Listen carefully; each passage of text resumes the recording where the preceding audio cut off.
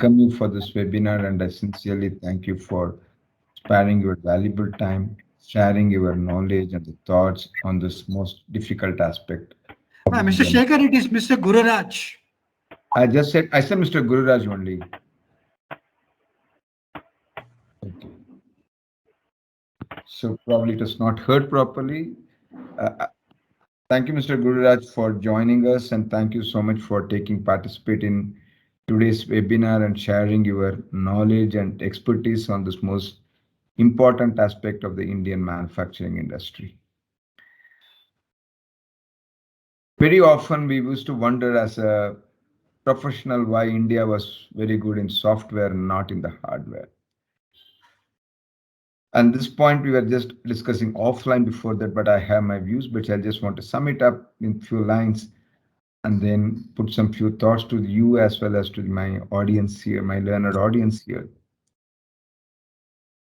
When the liberalization took place in 1992, and thanks to the challenges in the Y2K which came in 1999 or 97 and 99, the focus of India went on to service industry, whereas China took the focus on the manufacturing industry. And why service industry India focused? Because that was a big bunch of revenue that we are getting it. And in India, right or wrong, we have always have one particular policy. If somebody is successful, follow the success, not trying to create a new success path. So few individuals and few organizations became successful in IT and IT services. With the result, a lot of people followed up. And India had the skill sets for the IT services was phenomenal. And with the result, we reaped significant benefits in the service industry and IT industry. And the focus was not much on manufacturing, though manufacturing was connected with some sort of an IT services, but not as a manufacturing industry as a whole in electronics. Despite the various policy measures and initiative measures done by the various governments, but somehow we were not successful in electronic manufacturing industry for few reasons. The reason number one, the cost of production in India was pretty high compared to other regions. The volume of production which India could deliver compared to other countries, China or Taiwan was not that much. Our volume of production was comparatively low. With the result, your cost of manufacturing was continued to be very high. The customs duty on some of the imported components was a little bit higher than the normal benchmark of the duty for other countries. And fourth important aspect is about the logistics and the infrastructure challenges that this country had in the early 2000 on the manufacturing side. Due to that, I'm not justifying why we did not pick up. I'm just putting the perspective we could not pick it up.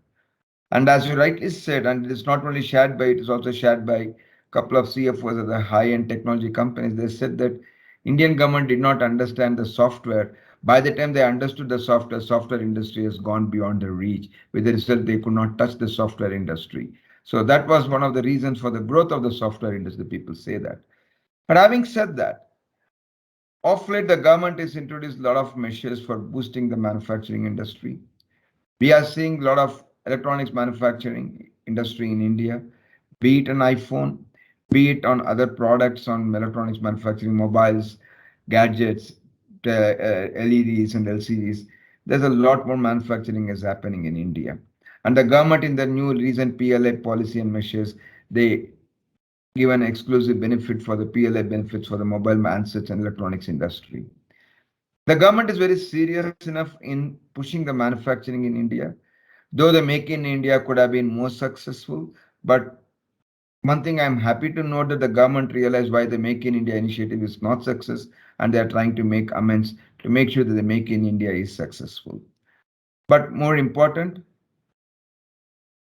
the research and development, which is very, very core to the development of manufacturing industry and electronic industry, needs further support from the government and private institutions. You cannot develop a manufacturing merely on the base of assembly and then what I would call packaging and then repackaging it. If India needs to be successful in the manufacturing industry, with the kind of intellect and the manpower that we have, India should have its more focus on the research and development. And that is where I believe the government should give more support to research and development, because In my view, research and development is integrated with the manufacturing, and you cannot take the manufacturing out of research and development.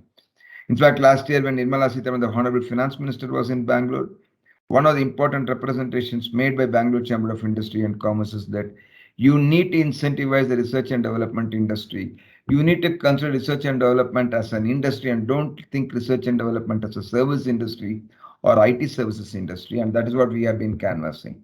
And in my view, in my humble view, I'm not a manufacturing expert like Mr. Gururaj, or I'm not an IAS officer like Mr. Vidyashankar to have that sort of intellect. But from a common man perspective, the base knowledge that I have, whatever limited knowledge that I have, my understanding of the industry is that research and development, logistics, and the infra support on an overall basis is most essential to boost the manufacturing industry. And also, the final one is the labor law and connected the labor law issues and the compliances.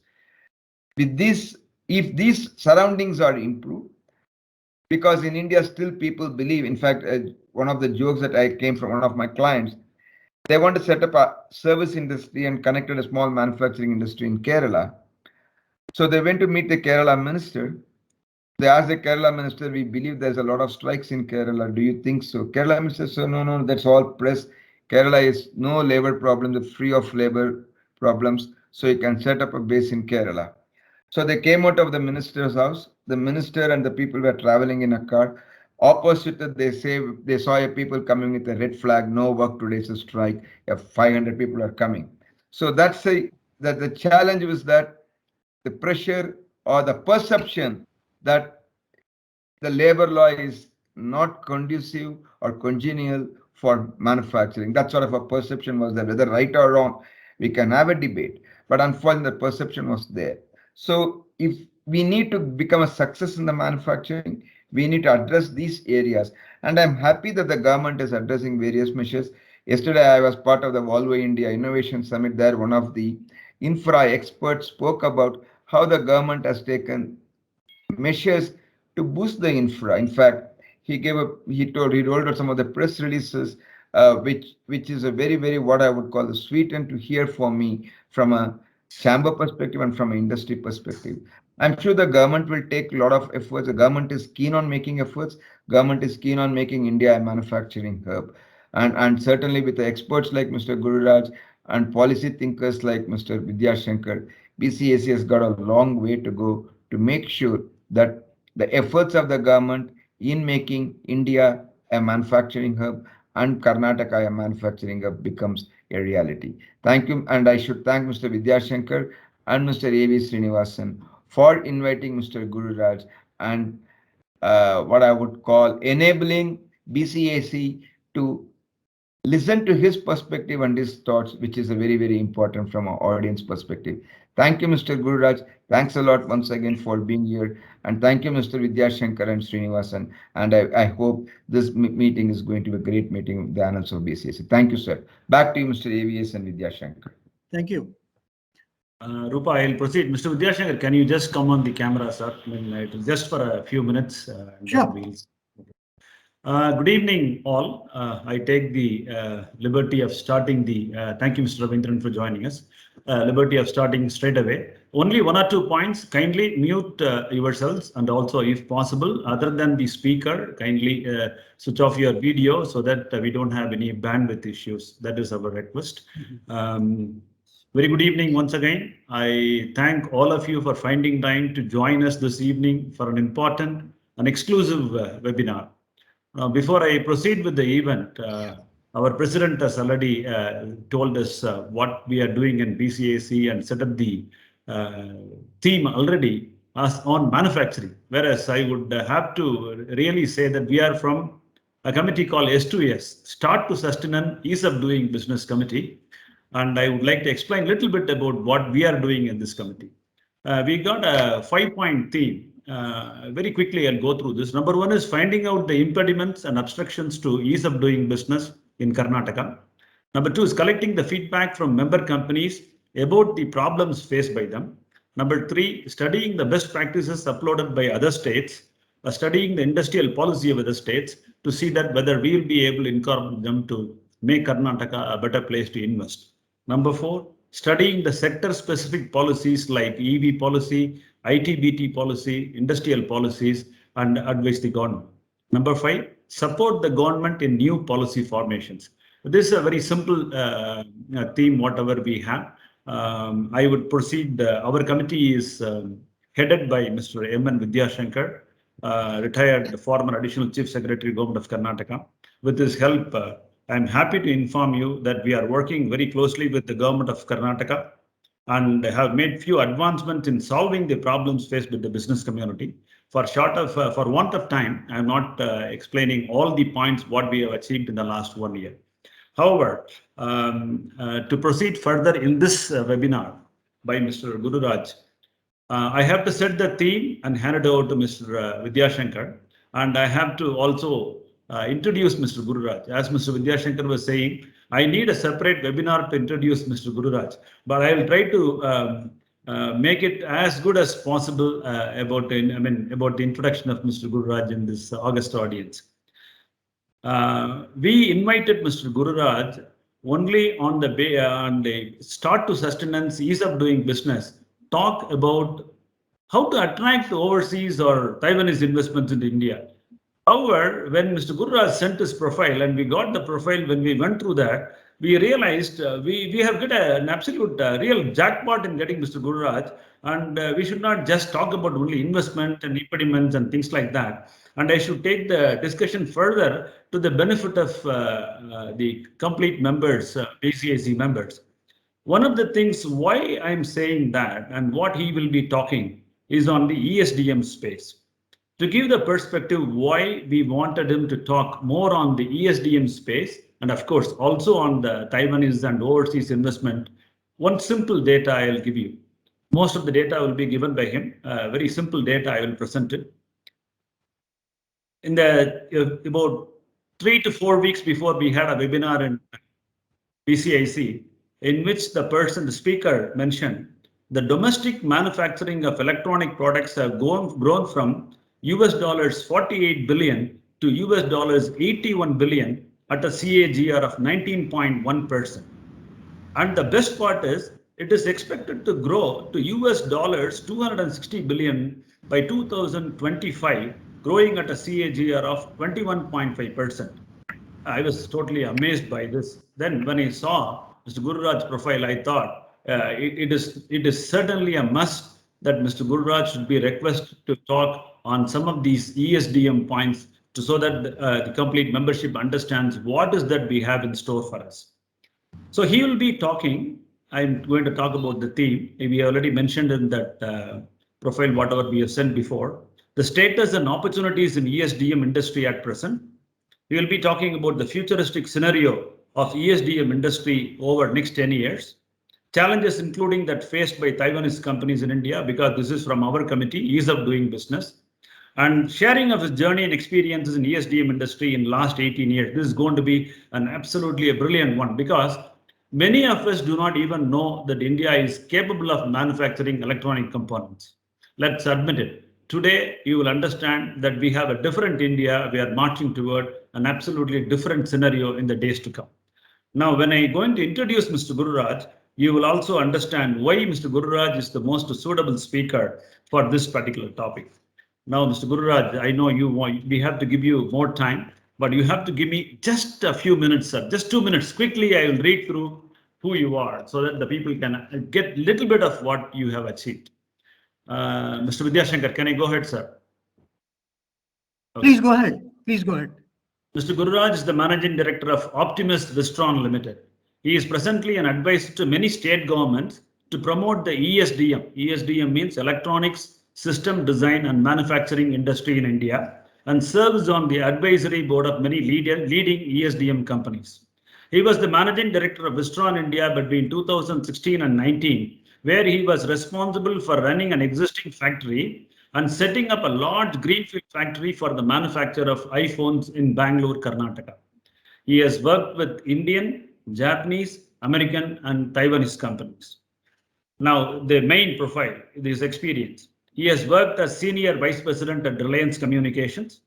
He was a Director and General Manager of Flextronics Technologies India Private Limited, Chennai. He was Vice President of TVS Electronics, Chennai. President Denso Kirloskar Limited, a Toyota Group company, Bangalore. Product Manager AMP in Palo Alto, California. And the best part was he was also instrumental in setting up the first manufacturing greenfield plant for Flextronics in Sriperumbudur, Chennai, India. He also has more than 2 decades of experience in program management, business development, engineering, and manufacturing across many sectors. He has authored numerous technical papers, conducted courses in fiber optics, electromagnetic and electronic circuit at prestigious universities like Stanford, USA. Just to add one small point, he is the visiting faculty in many of the universities in the United States, including Stanford, USA. He graduated in electrical engineering from the Indian Institute of Technology, Delhi, India, and got his master's degree from University of Texas. That is Mr. Gururaj for you. Without taking much time, Mr. Gururaj, I request you to enlighten us with ESDM and also about how we can bring in more investment into Karnataka. Thank you very much, sir. Thank you, sir. Thank you very much for giving me this opportunity. I must thank Vidya Shankar sir for this honor. I know there are very senior people here. One small correction, I was president not of Denso Kirloskar, but a company called IZIN NTTF. And my Guruji is here. I saw him just now, his video. Mr. N. Raghuraj is here. I saw him briefly. For whatever I've been able to do in my career, Mr. Raghuraj has played a very big role. I would like to acknowledge that without any hesitation. He's been my mentor, and in many ways for many years. Thank you, Mr. Raghuraj, for joining today. So when Mr. Vidya Shankar asked me to speak, 2 things. One is any request from Mr. Vidya Shankar is like an order for me. So there is no way I can shy away from it. And second is he has been instrumental in setting up Wistron during the difficult period. We worked very closely, and like I was jokingly telling you just before the session started, that whenever we had problems and like a cricket match, IPL, when we needed runs to be scored, we used to send Mr. Vidya Shankar to bat. So when wickets fell, he was the one who went and stood there. So thank you very much, Vidya Shankar sir, for all your support and over the years, and for giving me this opportunity. My pleasure. I want to start, first with very briefly with my journey in the CSDM industry. When I first went, in 2003, I remember I was this was about 2003-4 time frame. I was in IZIN NTTF before that, then TVS Electronics briefly, and then joined Flextronics. I had gone to Delhi and I met somebody said that I'm from the EMS industry. So EMS industry is electronic manufacturing services. So he told me in Hindi, "Hamara time waste mat karo. You fellows pollute the place."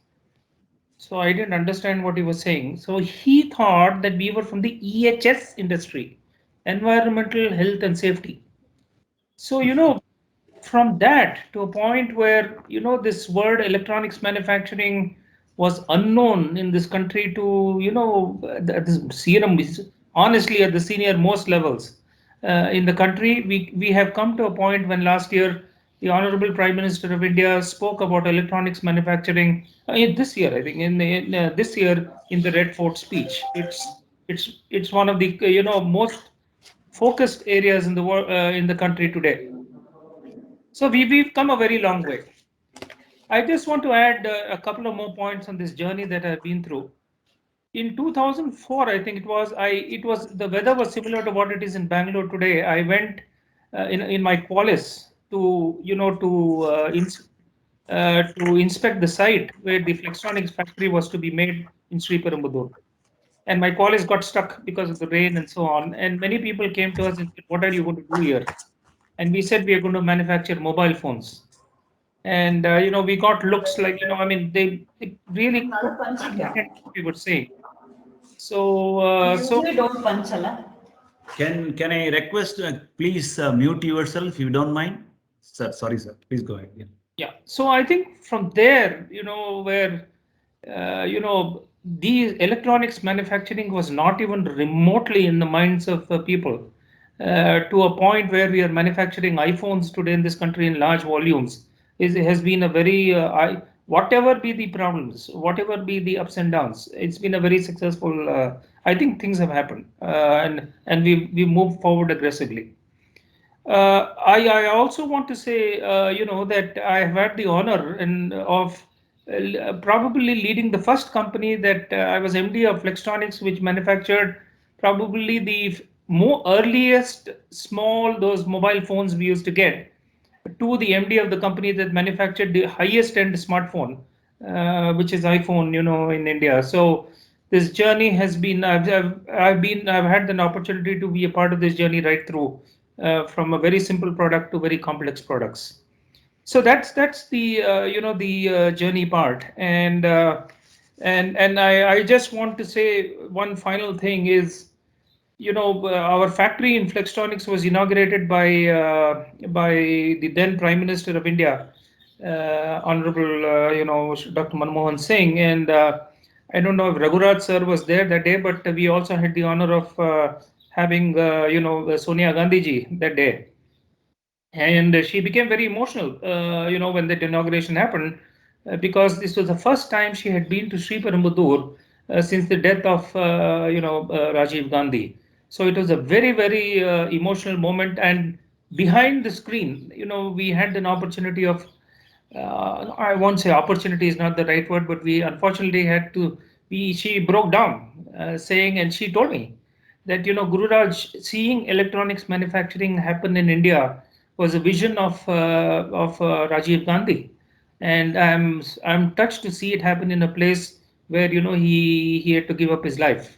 So we've been through this journey. I have seen the vision, the desire, of the government, including at the Prime Minister's level, to move this electronics manufacturing industry ahead quickly, and but for various policy reasons, geopolitical reasons, and various reasons, including what Mr. Shekhar said, volumes, cost, and so on, it didn't happen, but it is happening now.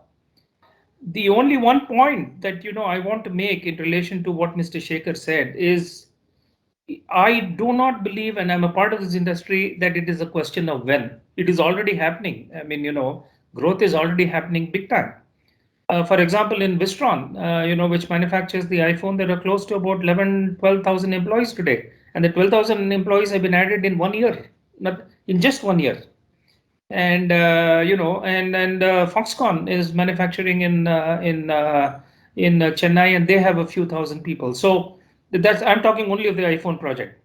And besides that, mobile phones and on, Foxconn has close to about 30,000 people. So I think no more is it a question of if, it's a question of, what is the next step. And I also agree with Mr. Shekhar 100% when he said that, research and development has to be the next step. But I'll move on, to the steps I had to cover, during my talk.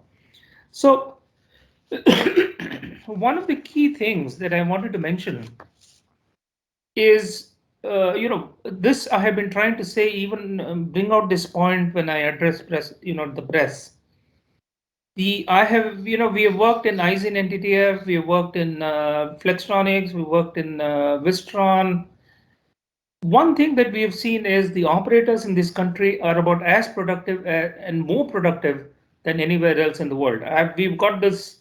I had a boss called Mr. Goto-san, besides Mr. Raghuraj being my boss, is who is to say the productivity of the people is very good here. I've seen in Flex that productivity of people in India, the shop floor people, was higher than anywhere else in the world. And I've heard this from people from Wistron, and we don't name the company, the name of the company product. It's for the fruit company, as we call it, is say that productivity in India is about the highest that is seen anywhere in the world. And if I may say this in an open forum, there is something called a first pass yield in manufacturing. That is, when you put a batch of products, how many % of them fail and how many % of them pass when you put through a batch. And without sounding controversial, the first pass yields in some of the other countries, without naming them, used to be about 93, 94%. In India, it was 97%. So the ability of our people to perform in manufacturing is unquestioned. The skill levels are unquestioned. So the global manufacturing industry and the auto industry has recognized that over the last 15, 20 years, that things can be done in India, and that's why the auto industry has really taken off.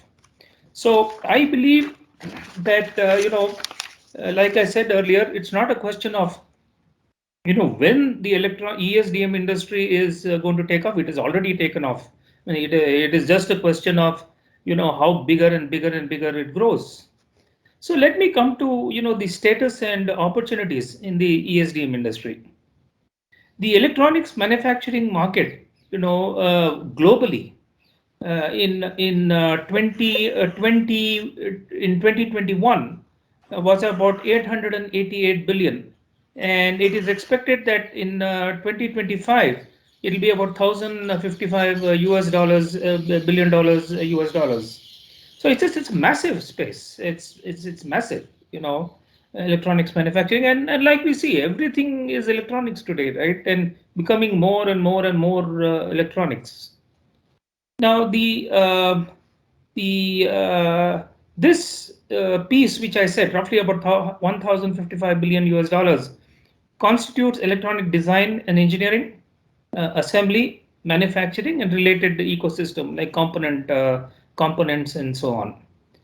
Now, the reason why this this huge growth is coming in is because the OEMs, the original equipment manufacturers, are increasingly moving design and development to the electronics manufacturing companies. For example, many of the products that are manufactured, that you see, for example, if you see a Motorola phone, it's not really designed by Motorola. It's designed by some other design company in Taiwan, and probably the design, manufacturing, assembly, ODM as they call it, is all done by some other company, and the labeling is done by Motorola. And similarly, this has been the story. So a lot of ODMs who do the design and manufacturing, and only the labeling is done by the larger brands, is a growing activity. And this addresses the point of Mr. Shekhar, that more and more of manufacturing companies have become design companies over the years. And Flextronics, where I was working, it started just as a pure play electronics manufacturing company, just doing the assembly of boards and so on, testing and all that. But as years grew by in Flextronics, a lot of products were designed by Flextronics. So every electronics company has realized that just being in manufacturing is not sustainable from a financial point of view, and neither does it add value to the customer, both. So all these companies gradually transition to design, and I see this even in the Indian MSME electronics companies in India. Many of the companies I'm on the board of, they're about 200, 300 crore companies, right? And they have moved, when they were 30, 40 crore company, 100 crore company, they were just manufacturing. But a lot of these companies have added design to their capability, which addresses the point Mr. Shekhar made, that ultimately we have to be, it is R&D that has to drive the activity. So coming now to the electronics manufacturing shifted B2B to C model over the years, and it allowed direct sales from the EMS companies to the customers. What happens in electronics manufacturing companies is if for example, Wistron creates his own brand, then it competes against its customer, which is also another iPhone, phone company. So generally manufacturing companies don't brand. But of late, we have seen that more and more have started branding, and there are various examples to that effect. Technology advancement, I'm talking the present status, right? The technology advancement like virtual reality improves efficiency considerably. robotics has improved plant efficiency, IoT, cloud computing, big data. These are all driving the industry. And in fact, if one gets a chance to see a factory where the iPhone is made, you would be surprised of how advanced the manufacturing processes are. And in fact, I used to tell people that if you come to any of these phone factories, the security system is probably stricter than any airport security, and the cleanliness is better than probably any best of the ICUs that you would have gone into. So it's an amazing experience to I've been in the EMS industry, and I've seen various factories of various levels, but when you come to the most advanced phone in the world and you see the systems, processes, the cleanliness, the security, everything, it's just unbelievable. And of course, getting access to see those is not easy, but I can tell you it is quite it is an overwhelming experience even for somebody who has worked in a factory floor for many years. I think needless to say, the key sectors which are now which see growth are IT, telecom, consumer, industrial, healthcare, automotive, power and energy, and EV. And I think of late, including, we are seeing increased activity towards EV, which I think we all read about, in the press or, watch it on TV. So these are some of the key sectors. And healthcare. Healthcare is becoming, I think, a very big space where, which will be needed, where there are opportunities for Indian companies. And I must tell you a few examples that happened during COVID. So I have a lot of friends, in the electronics industry who, because of COVID, the automotive, and they were exporting to Europe and, to various countries, Spain and Latin America and so on. And what happened during COVID was many of these industries did not have the offtake. There were no customers placing orders. So many of these started making, things like ventilators or, medical devices, or like we have heard, everywhere, including the Prime Minister speaking about it. Not the less technical, not like, the masks or anything like that, but the electronic products. And today, a lot of these companies have transitioned from, conventional industrial electronics or consumer electronics to medical electronics.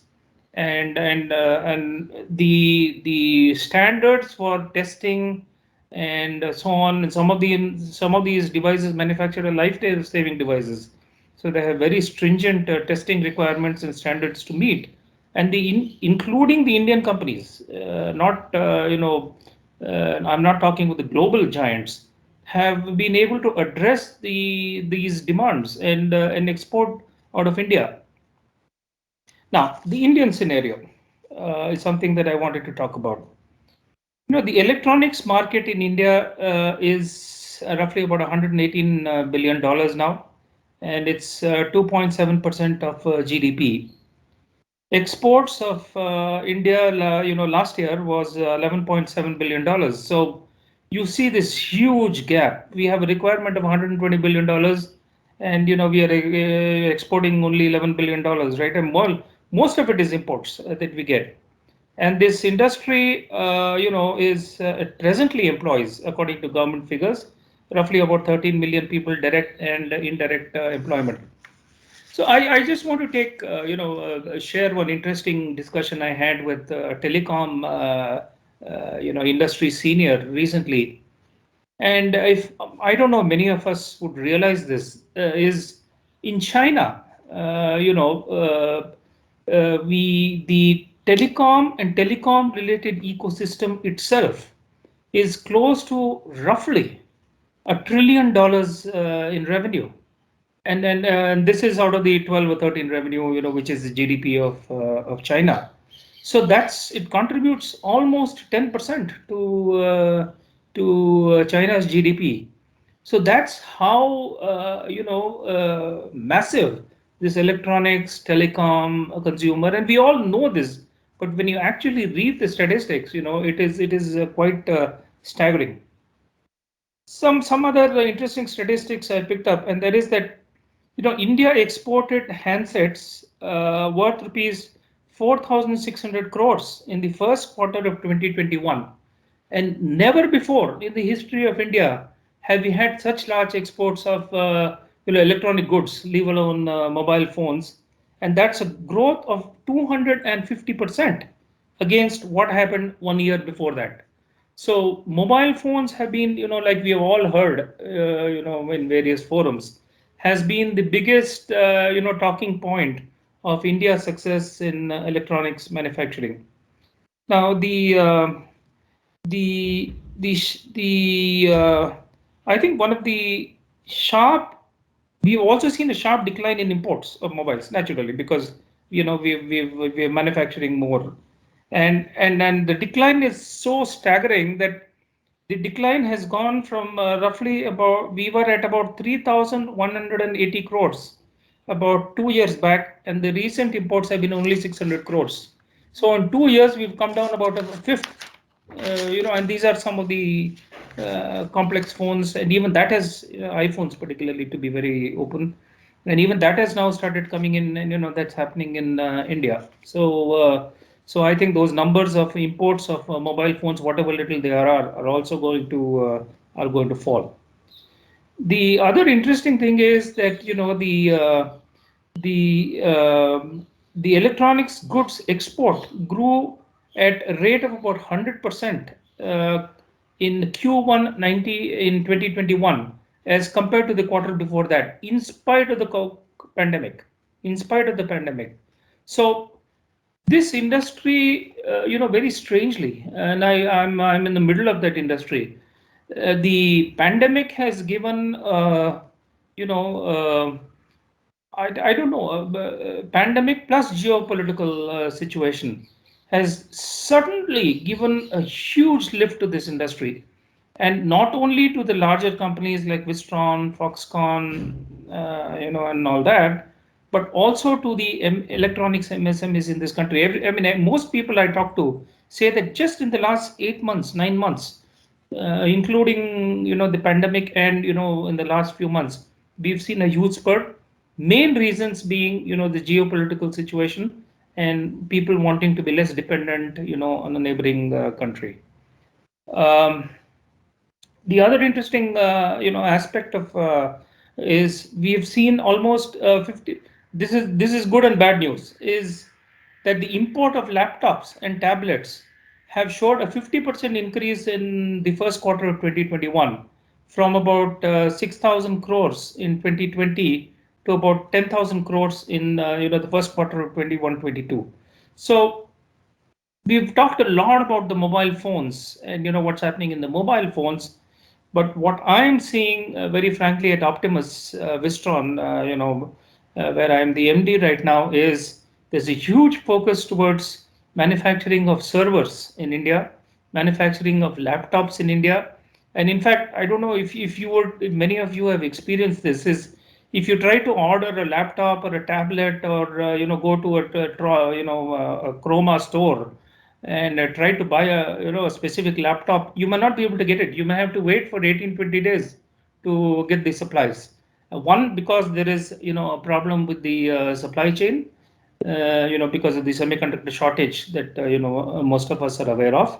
But the second bigger reason is people, because of the pandemic, work from home, children, still going online in spite of schools having opened. There is a huge spurt in demand of laptops and tablets. And the next wave, so to say, that I'm seeing, as MD of Optimus Wistron, is people wanting to manufacture laptops and tablets and servers in India. So I think that will be the one next after the mobile space. The some interesting statistics also is that our total exports of mobiles, we exported about 12.8 million handsets last year, which is a substantial number. Compared, it's about 100% increase compared to the year before that. And the biggest numbers coming from Samsung and Xiaomi, out of India who are manufacturing in India. There is a belief that just the manufacturing piece, electronics manufacturing piece in India will be about $152 billion, of business by 2025. And we have the, the popular statement that, many of you would have heard of, that we are going to come to a point where our electronics exports are going to, be more than our oil imports. So many years ago, I know a report was written by one of the big five agencies, and that created the slogan that oil imports would be lesser than electronic imports. And then suddenly they were saying that why are we, spending so much money on something those are not natural resources and can be done in India.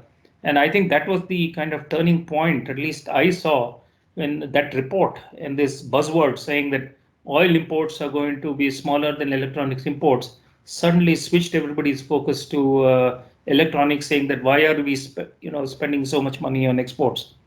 And I don't want to name this person, but he used to tell me that growth is happening, Guraj, growth is happening in India, and job creation is happening in China. So he used to tell me this lightheartedly, but that's been the fact over the last few years. Our economy has grown, of course, minus the the slowdown during the pandemic, but the growth has started again substantially now. But even now, we are strongly dependent on supply chain and so on in China. So we are dependent and creating employment over there. So just to give the audience, some numbers also, and I know that the numbers are important, is we have close to about 100 plus electronics manufacturing companies in this country. Over in that, there are about 14 large companies that includes the Wistrons and the Foxcons and so on, the large category. Then there are 50 medium companies, and there are 500 small enterprises. And when we say small, 200 crores, 100 crores, thereabouts. So that's kind of the nature of this industry. Now, futuristic, right? I mean, and also I think one more thing I wanted to add is you must have heard, that India is the second largest mobile phone manufacturer in the world today. And I must say this is there is what is called, I don't know if many of you would know, is called the phased manufacturing program for mobile phones. And that is that first you do only assembly.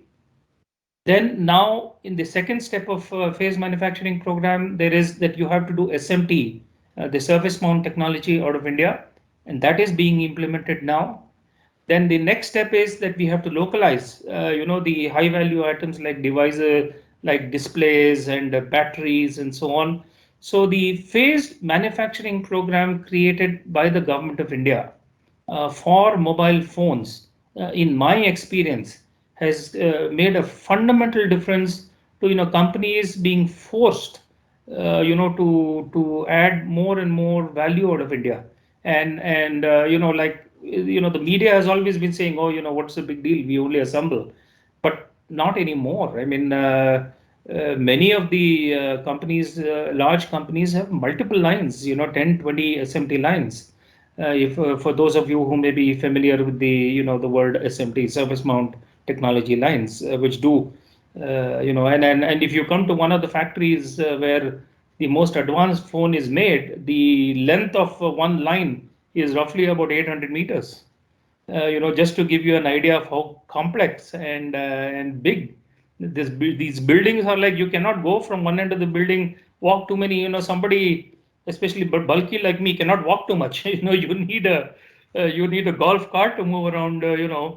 And that's how massive manufacturing is happening. I mean, this is not about the future; it's about today. It is happening.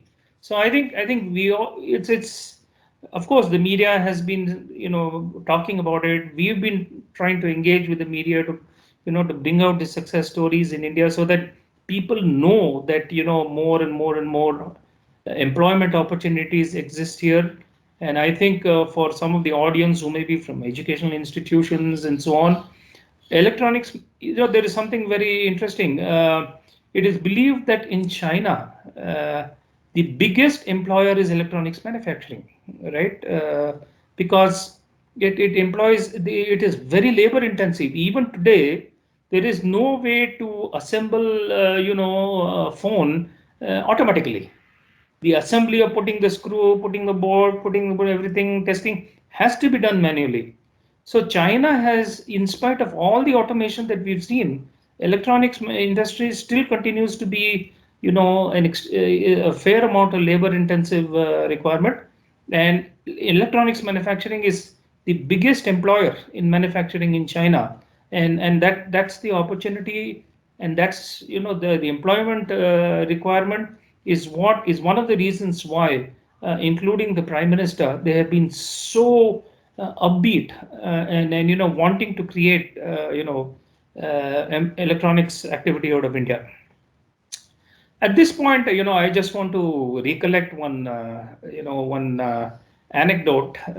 In 2012, I was with Reliance, and I had the opportunity of then traveling with the then Chief Minister of Gujarat. And everybody said, Gurraj, this is the biggest mistake you're making. He's a very controversial chief minister. Don't go with him. Right. And then that very person became the Honorable Prime Minister of India. And then everybody said, oh my God, you're a very smart guy. You went with, made the right decision to go. But when I met, the Honorable Prime Minister in 2012 as Gujarat CM, he had told me in Hindi, sir, that मुझे गुजरात में वो बनाना है जो पूरे China में बनती है. I want to do manufacturing in Gujarat of everything that is done in the whole of China. That he had said in the capacity of Gujarat CM, and that later became Make in India. That later became Atmanirbhar Bharat, and that's I have heard this vision from him face to face as far back as in 2012. Now it's almost 10 years, right? And this vision, he's been unwavering. And like I said, even when nobody was talking about it, he had this vision. And I had the opportunity of even traveling with him to China. And he always harped what he is today calling Atmanirbhar Bharat has been there on his mind. I've heard it 10 years ago, on a team that I was a part of when Gujarat government visited China. So it's very much on the present Prime Minister's mind. Now, the futuristic, what does the future hold for us? I think the Indian market is expected to be to grow, from about 110 billion that we are today, 18 billion to 400 billion. Vidya Shankar sir and others who may be familiar, that is the report that has been projected. And so the spurt is going to happen due to various reasons, electronics being a part of everything in our lives. And I think we are heading in the direction, and we are actually seeing these numbers happen, on the ground. The vision statement of, there's a recent vision statement released by the PMO, by the Prime Minister, and it harps on two things. It calls for creating Indian champions, right? I mean, it's not just bringing in multinational companies and making them successful, but how do we create Indian champions? So one of the reasons why I shifted, very frankly, from a global company like Wistron to an Indian company, Optimus, is that we wanted to create global champions, and whatever experience we had, we use this to create Indian champions, because Optimus is an Indian company. And also the PLI. Now I want to touch a little bit about the schemes. The PLI scheme, like we all know, and I'm saying this as a so-called horse's mouth, right, has made a fundamental difference to the way electronics manufacturing is seen by many of the global companies. And many of the Indian companies which have kind of shut down, more or less over the years, brands like Carbon or Lava and so on had kind of, completely lost business to the Chinese companies.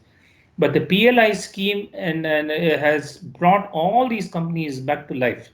The reason is that the global companies can manufacture phones, will get PLI benefit only if the phone value is less than more than $200. whereas the Indian mobile companies will get the PLI benefit. There is no, I mean, it can be a phone of even $10, right? So that is the main reason why the Indian companies have woken up, because the biggest market is of phones less than $200. How many people can afford a 15,000 rupee phone in India? Yeah, a lot of people do in the cities. But when you go to urban and semi-urban areas, it's all in less than $200. So that this PLI scheme in the mobile space and in the laptop space is a very big reason why the Indian companies are now, looking at have woken up, and they were all kind of very dormant over the years when hit by the Chinese competition. But they're all, and Optimus, which is an Indian company of which I'm an MD now. It's staggering of how many customers call me every day and say that we want to manufacture with you because of the PLI benefit. And of course, because we have Wistron as a global partner, so that they feel comfortable that the systems, processes, quality, and so on, is catered to. So I think coming back to the future aspect is we are seeing a very strong growth in MSMEs and in large segments. And like I said, the incentives like the PLI and so on, and there's also what is called SPECS, which is the scheme for promoting manufacturing of components and semiconductors. And Vidya Shankar sir knows that, of course, many of you who may be familiar with the industry know that one of the Indian conglomerates is also planning to put up an ATMP, the automatic test, the packaging plant for semiconductors near Bangalore. And I think we also hear that there is discussion around bringing in a silicon fab into India. But I think from whatever I have heard in meetings and so on at various very, very senior levels in the country, India realizes that depending on over the next 10 to 20 years for silicon or semiconductors is not going to be safe for India, and can have a very negative effect on. So I think though I had felt for years that silicon fab will not come to India, I think now I think otherwise, given the geopolitical situation and the need to be self-dependent, Atmanirbhar Bharat. So overall, we are seeing about a 2.5x growth in the electronics manufacturing industry, and 25% CAGR, in the process. The other growth area, looking at the future, is the 1 trillion digital economy that we are likely to be by 2025. So digitization, the need for devices. I mean, how many of us now, we've got, many of us in the cities have got used to Google Pay, right? And we need Google Pay devices, IoT. So the digital economy is driving also growth in the hardware sector. And the Indian digital economy is likely to be about $1 trillion by 2025, which in turn below that, will also create a spurt for devices under the process. And that has led, this spurt will lead to growth in investments, in production, in employment, and value addition out of India. And while we have said, and one point that always has been made is, look, we don't have the component industry in India in electronics. I can tell you, sir, that everybody who's listening is that we are beginning to see many companies have come into the Noida area to manufacture various parts of the supply chain in electronics in India. We are seeing that activity. In fact, Government of Tamil Nadu has had a number of discussions with various supply chain companies. I believe that the Government of Karnataka is also seeing some similar, supply chain. And I believe that the kind of transition that the auto industry went through, maybe in the early 2000s, where there was a spurt of activity in the supply chain, it will happen now in the electronic segment. Though of course electronics is heavily dependent on semiconductors, which is very high capex. But if a government puts in that money, I think, and creating schemes, that will happen too. So So I think overall the potential is immense, and Mr. Shekhar commented on the cost differential, right? So while I'm not supposed to give out exact numbers sort of for a specific company or a phone, but today we are seeing easily a 10 to 12% cost differential between, say, between China and India, right? And that is why all these companies are doing it in high volumes today, because unless that cost differential was there, I mean, India would not have been a destination. So minimum 10 to 12% cost differential we are seeing today, and having run various factories over the last few years, this is the practical number that we are seeing, and this differential will only continue to grow as various parts of the electronic product gets done in India. So and I think the last point on the futuristic possibilities I see is for Indian entities to create joint ventures in the space of manufacturing, right? And then Optimus Wistron is a classic example.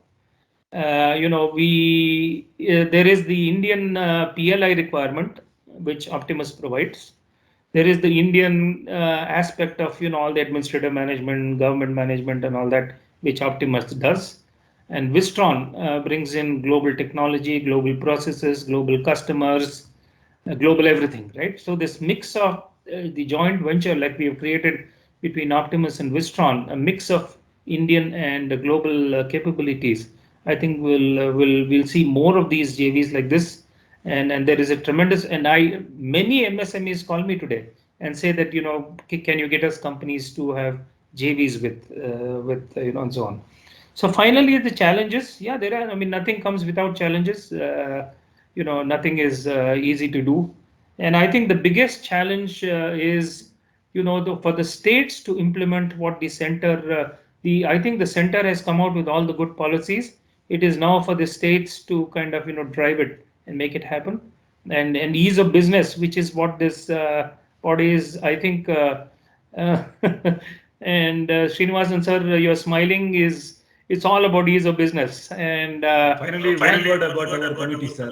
Thank you. Yes, sir. So ease of business, sir, there is, if I were to pinpoint 3 or 4 things that, I were to point is first is land acquisition. And that is, thanks to Vidya Shankar, sir, we were able to manage all this at Wistron when we set up the large factory. But land acquisition continues to be, a very, very difficult process in India. That is point number 1. And I have been saying this even in my role as chairman of the Vision Group of the government of Karnataka for mobile phones.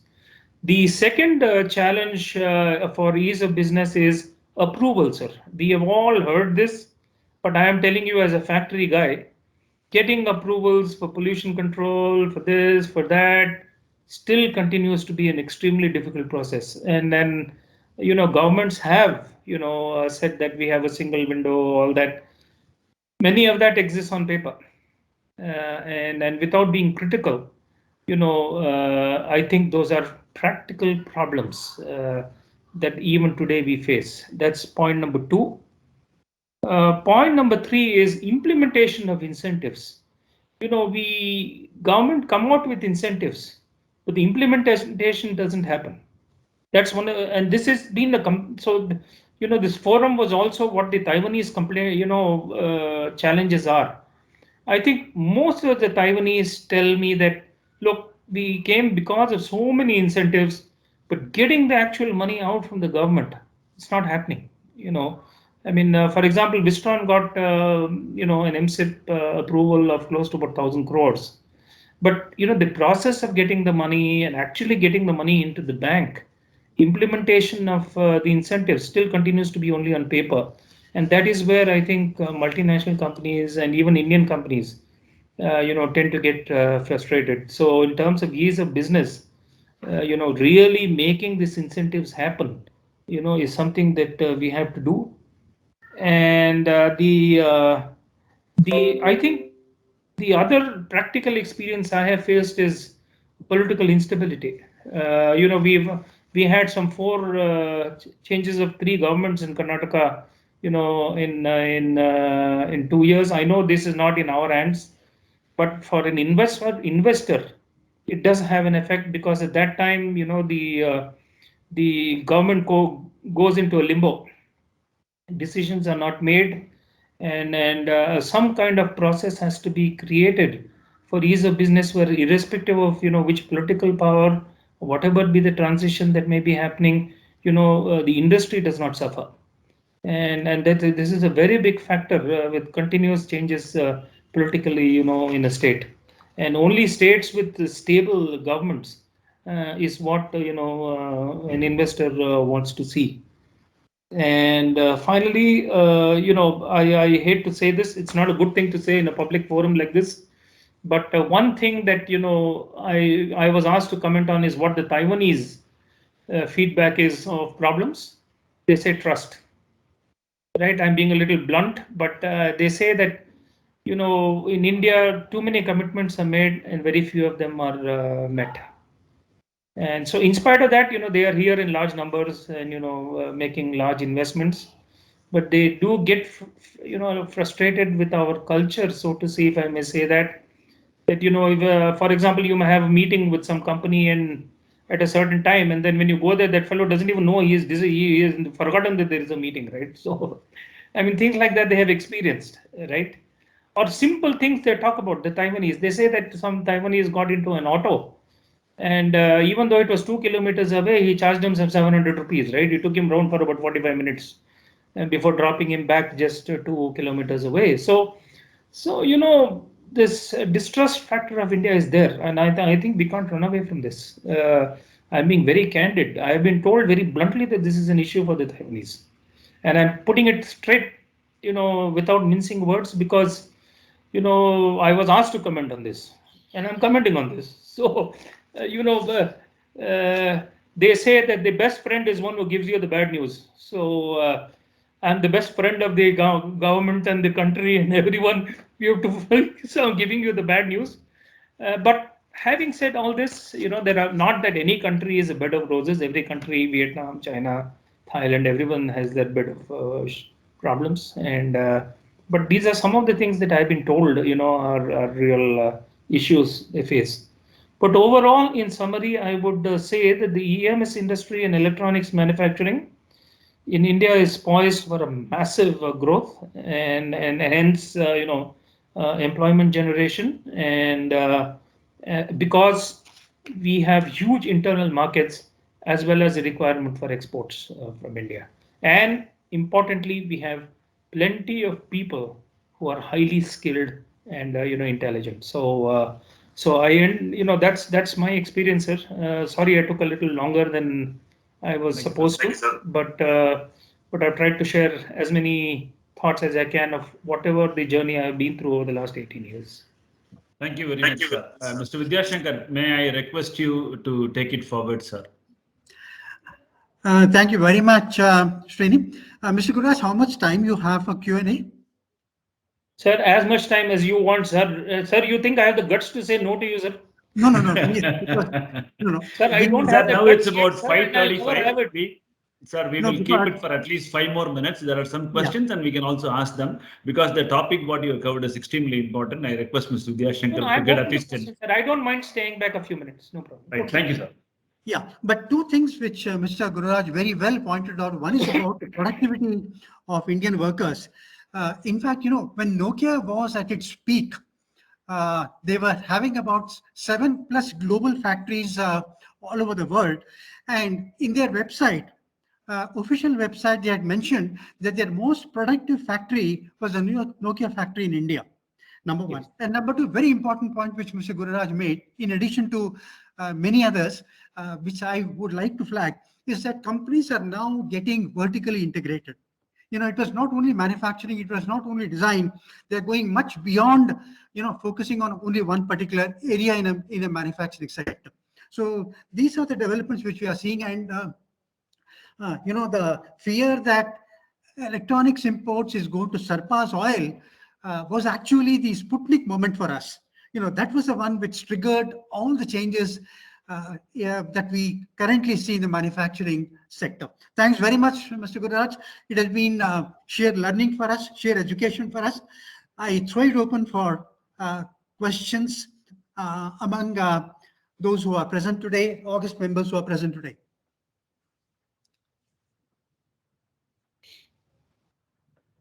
Sir, there are one or two. Yes. We can't hear you. Sir, can you hear me? Yeah, now we can. Okay. Yeah. Okay, there are one or two questions in the chat box, sir.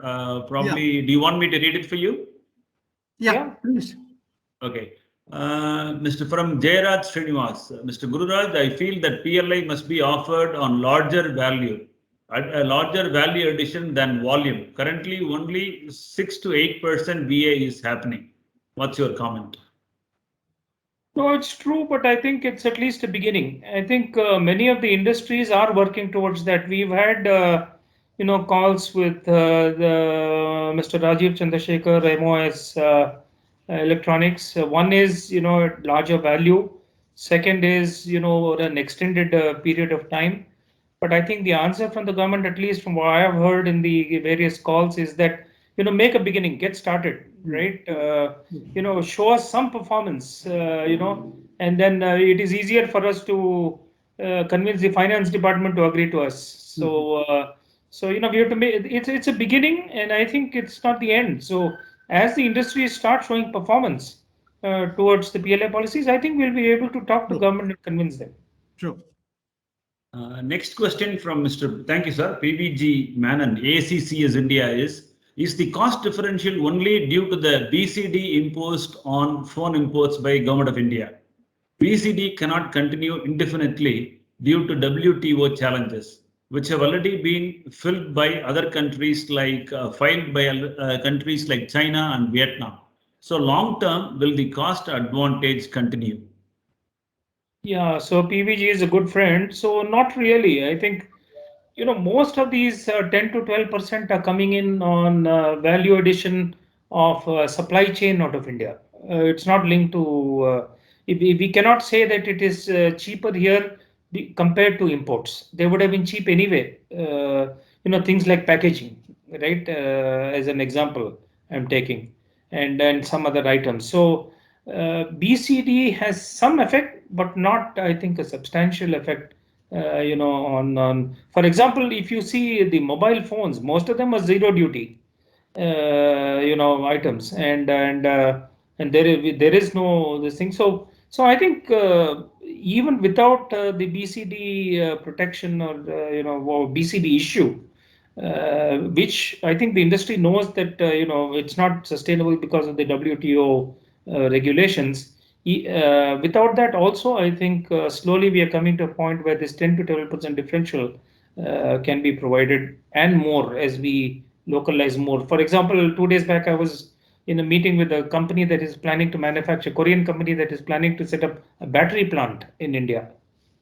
So things like that. So step by step, more value addition out of India. Thank you, sir. Mr. Vidyasankar, I have one question. If you permit me, I would like to ask. Please go ahead. Yeah. Sir, this is not directly related to ease of doing business, because this ease of doing business questions, your answers will be pretty tough and my job will become more difficult in BCIC. So I am going to shift a little bit towards the educational institutions who are a part of today's meeting. So when you said that we are going to grow 100% and the economy, the electronic manufacturing is going to take off in a very big way, do we have the real skill sets required? Maybe today you are having it. Do we have it, or what are we doing about it, or what should the educational institutions do? Can you just throw some light on that, sir, if you don't mind? You want me to speak? Yes, sir. Yeah. So I think a few things. I think one is, we have to spread this message of electronics manufacturing being a target, huge target segment in India, and create the pride for people to, get involved with electronics manufacturing and related design and so on, like Mr. Shekhar said. That's number one. Number two, if I hire, an operator today on a shop floor, we have to train him in spite of Skill India and so on. We are seeing a big gap between what the industry needs and what is provided. So I believe that I've been talking to PVG Menon. I mean, he's somewhere in the audience, and he was CEO of the Electronic Sector Skill Council, and they have provided some people to Dixon and few other companies. But to your point, I think as we train them, they become extremely good. But we need to train them before they come to the factory, and that remains a gap. There is the educational institutions have to do more practical training in their curriculum, so that by the time they come out of these courses that they are doing, they're closer to what the industry needs than just there's a very big gap even today between a student who comes out of college and then knows what the reality of the industry is.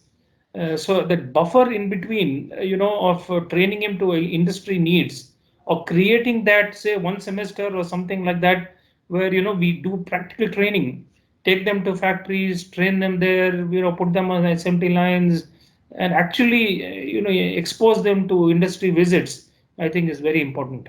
But once they have undergone the training, I can tell you, close my eyes and tell you that the Indian employees are some of the smartest in the world.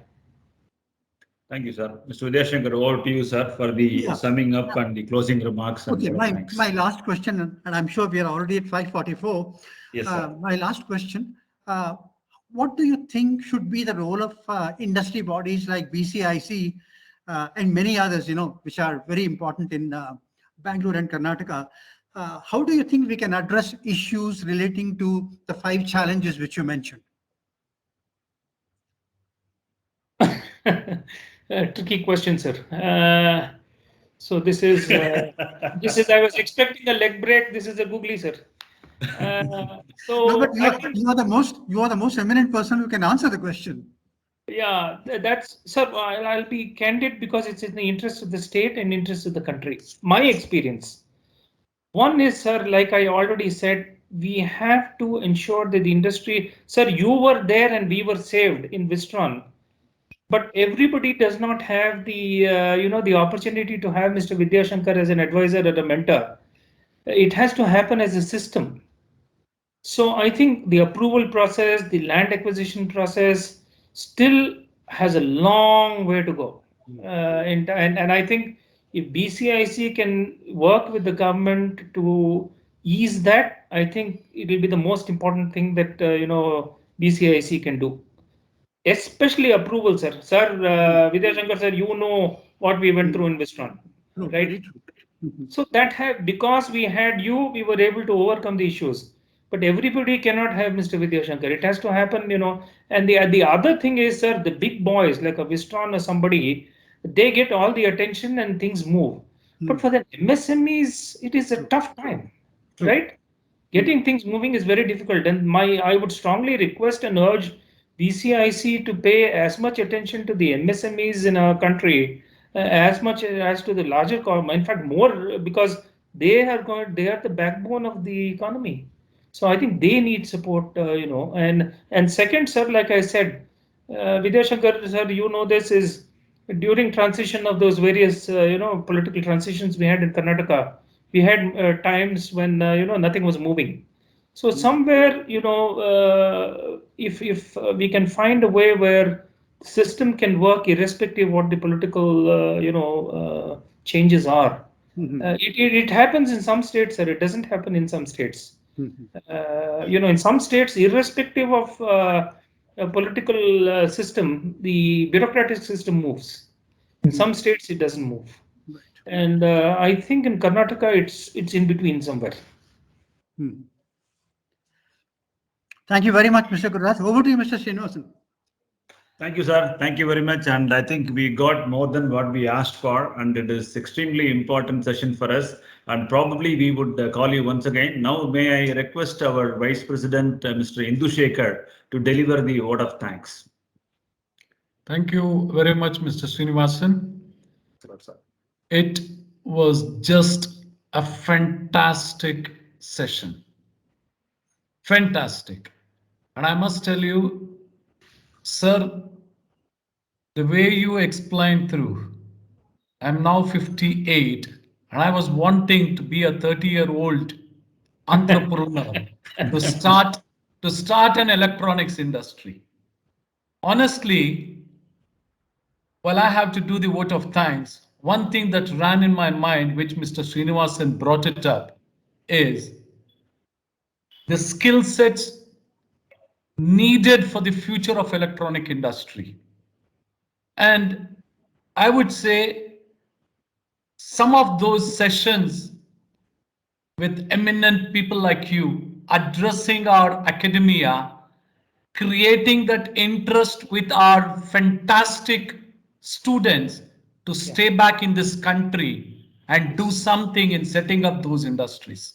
Yeah. And you talked about, I was just trying to visualize when you said you met Mr. Modi and you talked to Mr. Modi at different times. And the vision that he was trying to explain to you almost a decade ago, maybe you could create those kind of vision to all our youngsters who are graduating from the prestigious schools. Sure. Sir, I would say that brain drain will not happen. India will have its the all the talent, and they would create what this is called as those MSMEs, which are very, very important to shape up this electronic industry. Sir, indeed, I'm really honored to do this vote of thanks. The last 1 hour, 15 minutes was phenomenal. I would like to thank Mr. Vidyashankar and Mr. Srinivasan organizing this session for all our members, friends and colleagues of the industries. I would also like to thank our president, Mr. Shekhar, giving his fantastic perspective, senior vice president, Mr. Ravindran, who had also joined, and all our esteemed members. We would like you to come and address once again on another topic, perhaps even on the PLI, expanding the PLI, and what could be those benefits which we as industry may not be really seeing it. So I'm Once available again, anytime that BCIC needs me. sure, sir. Oh, thank you very Once much. again, that's fantastic. Once again, on behalf of BCIC and all our industry friends, real namaskarams to you, sir. Fantastic and listening to you. Have a peaceful evening. Thank you very much. Thank you, sir. Thank you, Indusan. Thank you, Mr. Gururaj. Thank you, Mr. Vidyashankar. Thank you so much for joining today. Thank you. Thank you very much. Thank you, sir. Honored. Thank you very much.